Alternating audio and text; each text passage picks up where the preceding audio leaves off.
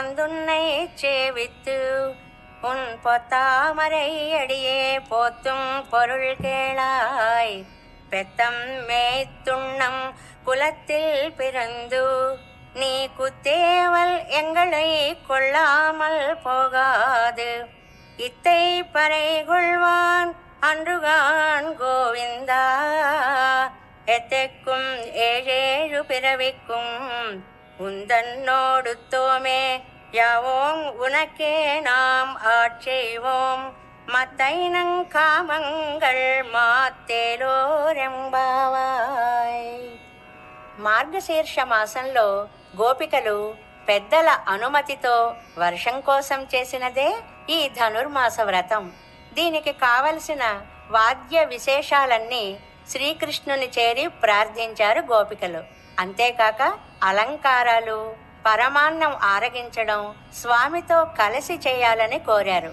చిట్ట చివరిగా నిత్య కైంకర్యం అనే ఫలాన్ని చేకూర్చమని ప్రార్థిస్తున్నారు. స్వామి, బాగా తెల్లవారక ముందే నువ్వున్న చోటికి మేమే వచ్చేశాం. నీ పద్మ సదృశ పాదాలకు మంగళం పాడడానికి వచ్చామని నువ్వు తెలుసుకో. మా ప్రయోజనమేమిటో తెలుసా? పశువుల్ని మేపి అవి తిన్నాక ఆహారం తీసుకునే నువ్వు మా అంతరంగ కైంకర్యాన్ని స్వీకరించి తీరాలి స్వామి. కేవలం పరకోసమే మేము రాలేదయ్యా. ఏ నాటికి 7 జన్మలకి నీతో విడరాని బంధం కలవారం కావాలి. అందుకే మేము వచ్చాం. నీకే సేవలు చేసేవారం కావాలి.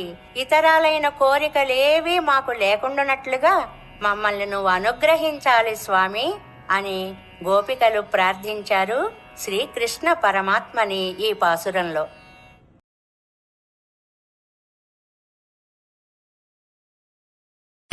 రంగుల పుట్టిల్లు తెలుగులో గిల్లు, ముగ్గులతో వాకిట విరిసే హరివిల్లు, కురిసె మంచు జల్లు తెరిచే పూల కళ్ళు, గొప్పెమ్మల తల